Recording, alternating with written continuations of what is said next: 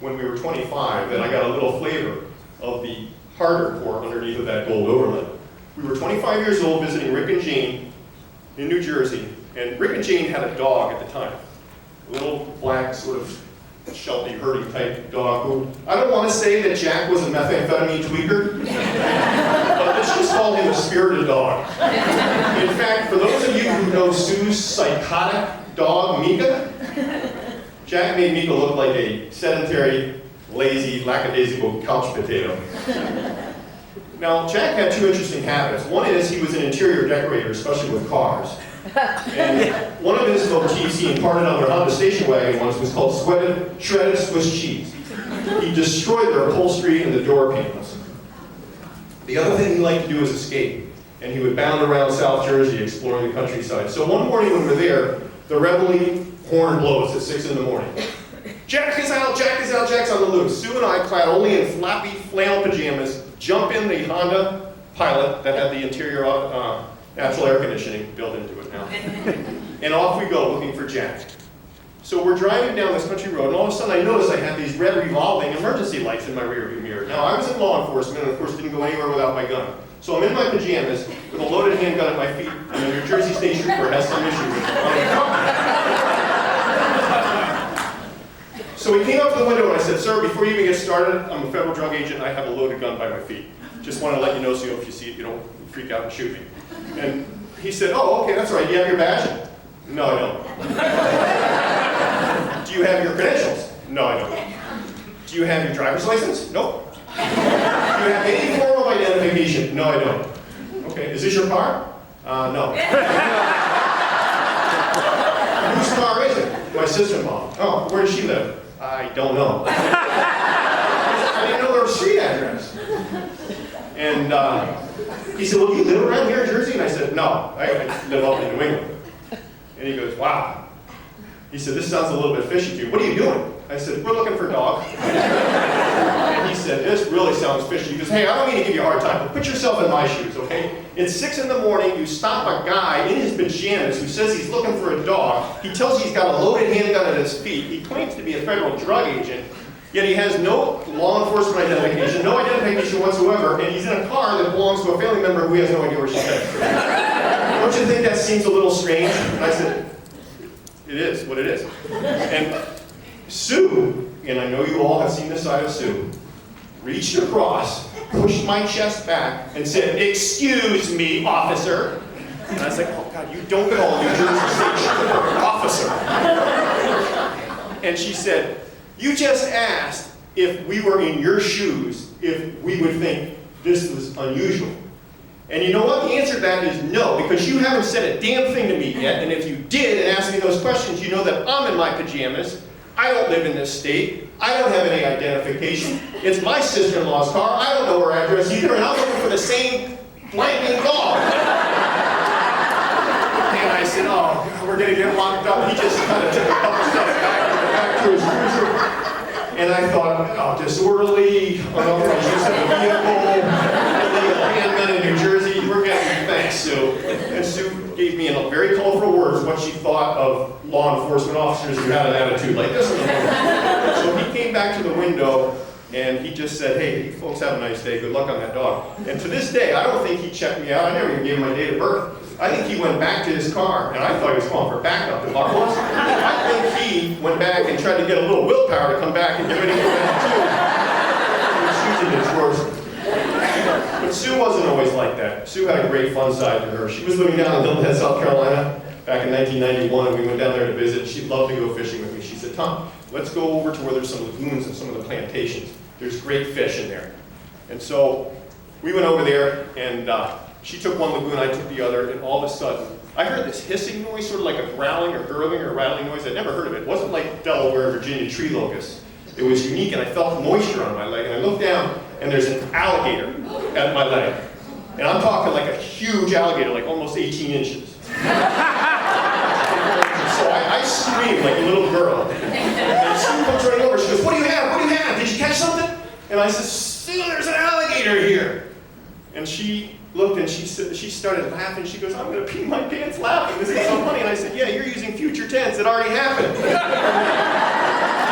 And she goes, all right. I said, don't go anywhere, stay by me. And I'm knowing Sue, I'm surprised she didn't try and catch that thing and put it in a cage. It's part of her classroom. But anyway, she said, all right, go ahead and cast. So I cast in, instantly, first cast, boom. Oh, I got something. And Sue's excited, I'm excited, I'm starting to reel it in. And I couldn't tell what it was. It almost felt like it was flying fish. And then it surfaced, it was black. And I said, Sue, I don't know what this is. You got black fish down here? And she said, no, I don't know what species this is. And when I pulled it in, it was a trifold wallet that I snapped. Loaded with everything except for the money. One gentleman out in Illinois, I tracked him down, tried out all the photographs. He thanked me profusely because those were pictures of his kids in that wallet. And Sue walked away from me. She goes, Tom, you are a piece of work. Well, that brings me to my final story, which bridges the gap here to the end. 20 years ago this summer, we had a first birthday party in Vermont for our youngest son, Brady. And the day after the party, Sue wanted to go fishing. So I took her fishing in I have a beautiful fishing boat. It's a 40-year-old, 11-foot, dented, camouflage painted, leaking aluminum rowboat with an equally unreliable, decrepit motor. But Sue was brave enough to get in. We started cruising up the mile of the river that goes out to the mouth of the river onto Lake Champlain. Now, Lake Champlain is this 110-mile lake on the northwest corner of Vermont, bordering us with New York State. And there's a legend, I don't know whether to believe it or not, but it's gone on for hundreds of years, that there's a mythical creature that lives in Lake Champlain. It was like a sea serpent or a dragon-type monster, and it's called Champ. It has a nickname. The story about Champ is so popular that he's actually the mascot for the minor league baseball team in Burlington, Vermont, the Vermont Lake Monsters, of which Sue's godson here in the middle of this first row, Joey Dow, is the general manager of that ball club. So I told Sue the story about Champ. We got out to the mouth of the river. Her cast, first cast, not a wallet. She gets a huge hit on her line. And it freaked her out. She's screaming, the rod's bent over, and she's fighting this thing, and it jumps out of the water. And she goes, you take it, you take it. I said, Sue, you got a doozy on there, you got to fight this. And Sue said, the thing jumped out of the water, it hit the boat, it splashed her with water, as she would say. And I said, oh my God, Sue, you got a pike. I mean, this thing was bigger than that alligator in South Carolina. And I said, but Sue, you got to be careful because they have teeth. And she goes, teeth? And she starts to throw the rod to me. She goes, I thought this was plankton freshwater fishing. And I said, yeah, even pike have teeth. And just as soon as she started to hand me the rod, the line went limp, the rod went straight, and he used his teeth and severed the line. And Sue said, that wasn't no damn pike. That was freaking Champ. And she said, I'm scared, take me home. And she was serious, so I did. Which brings me to the end. And I'm going to have to rely on the notes on this. And sometime in private, I'll tell you a story about why I'm going to try not to cry when I say this, because of Sue not allowing crying in tennis or baseball or at her memorial service.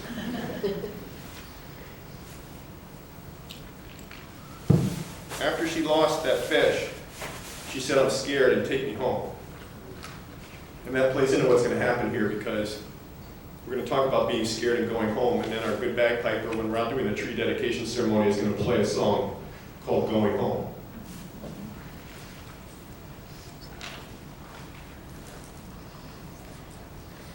Four weeks ago, Sue came home from a hospital visit and found out that her lungs were not drainable, that they weren't full of liquid, but they were loaded with solid tumors.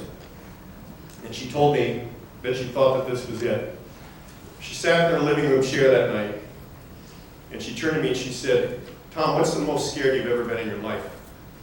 And the question really caught me off guard, because I immediately assumed I knew where this was going. I think she wanted to tell me how scared she was about dying. The answer, the truthful answer, could have come spewing right off my lips, but I didn't want to go there, because I didn't think the truth was what she should hear. I stuttered and I stammered and I tried to come up with something else. And Sue, being Sue, said, well, was it the time, like 2 summers ago, when you were screaming like a little child at the boardwalk in Ocean City when Brady was trying to get you on a slingshot ride? And I don't know if you guys know what a slingshot ride is. It's that steel circular cage they lock you into, and then they have these half-mile, 2-mile long, like bungee cord metal things that shoot you halfway to the moon, and then it shoots you back down. And for people like me who don't like to go past the merry-go-round, it's pure terror. And I said, no, it wasn't that. It was probably when I almost got shot during an undercover drug deal, which was 33 years ago tonight, actually. And Sue had never heard that story. And she said, oh, tell me about that. And I went into detail, if you can believe it, it was a long story. And blow by blow, her eyes got bigger and bigger, and she kept getting more and more enthralled. And finally, we went on so long and got distracted that we never finished the conversation that she had started. But as I look back on that conversation, I felt bad because my truthful answer could have been spit right out of my mouth when she asked. The most scared I've ever been in my life was in September of 2013. And that's when I got the phone call saying that Sue had this dreadful disease, ovarian cancer. And I was terrified when I heard that because I feared that we were going to end up in a situation like today. I probably was right by not telling her the truthful answer. But I should have told her that I was thinking, that if she was thinking of something that was frightening her, that it was going to be okay. I should have held her hand and let her talk about whatever was on her mind, whatever it was that was scaring her. And if it was what was looming ahead for her and she was scared about it, I should have told her to not be fearful. Not be fearful, because if where we're going is based at all upon what we have done while on this earth, then she has nothing to worry about, because she will be going to a golden place because of all the love and goodwill she has spread on this earth and its people. I should have joked with her about it being a place where there's no more stressful hustle bustle of running to work every day and paying bills and grading papers and getting complaints from parents. Not that any of you parents would ever do that. But there were some that did over the years, and it used to upset Sue because she tried so hard to be so good and so fair. I should have told her, most importantly, that it would be a place of no more pain, no more suffering. And what I really wish I had told her, which I will tell you, is that Sue has not left us forever. She has merely gone to where all of us are going, but she's just gotten there ahead of us with a little head start. What she is doing right now is just like something that she, Joyce, and I, and anyone else who played tennis in the 1970s at public high school tennis courts used to know about. There was a term back then called holding the court. Because when tennis experienced a huge boom in popularity in the 1970s because of the likes of McEnroe and Borg and Connors, it was very hard to get on a tennis court, on a public high school tennis court on Friday nights and on the weekends. And so oftentimes you had people waiting several deep in the parking lots, and when it became your time to play, if your opponent wasn't there, or if your other trio wasn't there that you were going to play doubles with, there was sort of an unwritten rule and understanding that you had 10 minutes to hold the court. You put your equipment down by the net pole, you took some practice serves or stretch, and you waited while you were holding the court. This is what Sue is doing for us right now. She's holding the court, knowing that we are right behind her. And when we get there, being the teacher she is, she will have her grade book in hand and will be doing more than just holding the court, she will be holding court. She will want to know and score everything that we have done since we saw her last. She will want to know the good and the bad, the fun and the sad, the thrills and the spills, and especially the long, good stories. But most of all, she will want to hear what we did in our lifetimes to give love to this planet Earth and the people on it. And I caution you, Sue has a reputation as a very hard grader. So my parting advice is, if we do what we love, and we love what we do, for the rest of our lives, we will think of Sue.